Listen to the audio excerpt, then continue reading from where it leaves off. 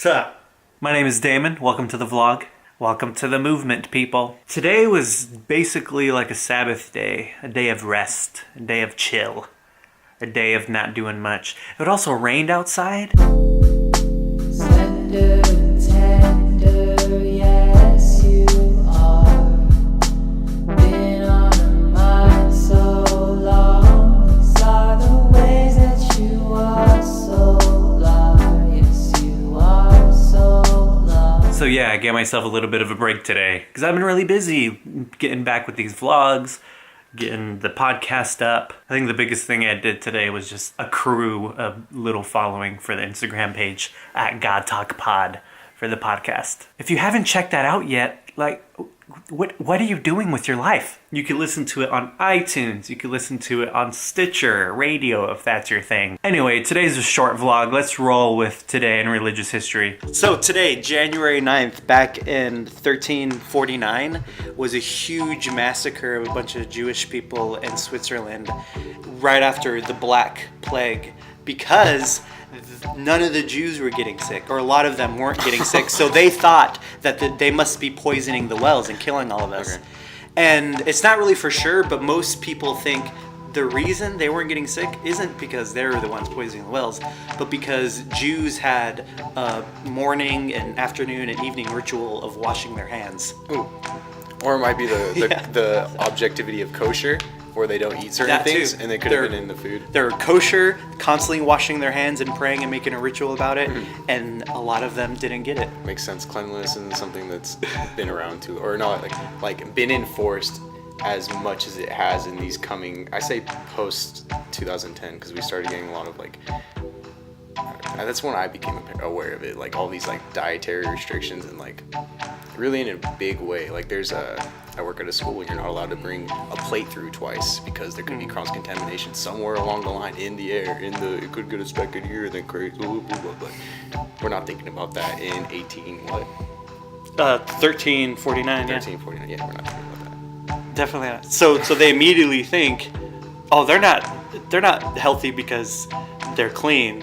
It's because they're poisoning us. That's what's happening. So it sucks because they totally got blamed for it.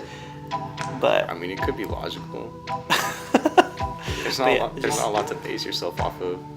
Yeah, but it's important to stay clean. You could avoid things like the Black Plague. Be the ones that are clean. Wash your hands. Wash your hands. Shoot. Wash your vegetables. Wash your vegetables. That's a big one. Oh, hey, I didn't see you there. It's still raining. Call me on the waves, it's the moonlight drive. Yes, there is enough time to see the sides alright. Falling in the sky when you're high, real high, is the mindset to keep you all alive your whole life. There's a few people I just want to thank today. First off, just because we just watched Today in Religious History, I want to give a huge thanks to the homie Nick Winnery, photographer, cinematographer. We filmed Today in Religious History in his house's guest room with his camera. But if you don't like the colors in that segment, that's my fault, because I don't really know how to color grade properly. The sound, too, that was my fault also, because it's coming from the mic, but I had the gain too high. If you don't like the lighting, that's Nick's fault. Also, shout out to the homie Jeff. He was my first partner in the Today in Religious History segments. Now you're watching Frank, thanks to him. Next will be Aaron. I have such amazing friends right now, seriously. I mean, I was always surrounded by good people, but I wasn't always surrounded by people who were passionate about the things that I'm passionate about. And that's the best. There's one more person I want to give a huge thanks to.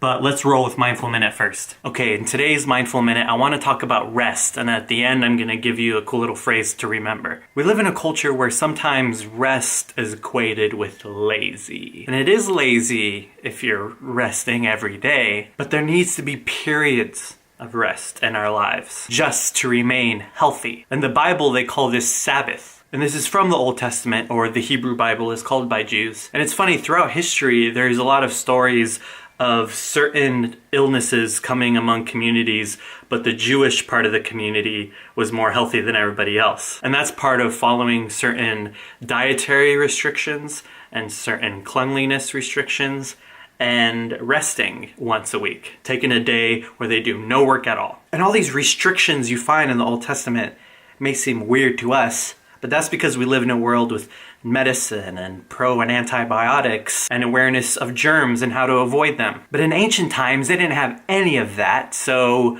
just by following, just don't eat any fish, stuff like that, that helped them be healthy. The whole don't eat fish stuff and all these other restrictions come mainly from the book of Leviticus. And there's even a part in there that talks about taking a day of rest, even talks about making sure your land has time to rest so that it could properly grow, making sure that your community has a time of rest. And it's funny, it even says that God says if you don't rest, then you're going to be punished. And it's kind of interesting, the list of punishments for not keeping the Sabbath are a lot of physical ailments, like diseases or skin problems and other stuff. And there's two ways to look at this. Either God is kind of a strange jerk, like you better get your rest or I'm gonna make you suffer. Or this ancient tribe of Israelites in the ancient Near East in a desert environment looked around and saw those in our community who aren't resting keep getting sick. And of course, in that time, every little event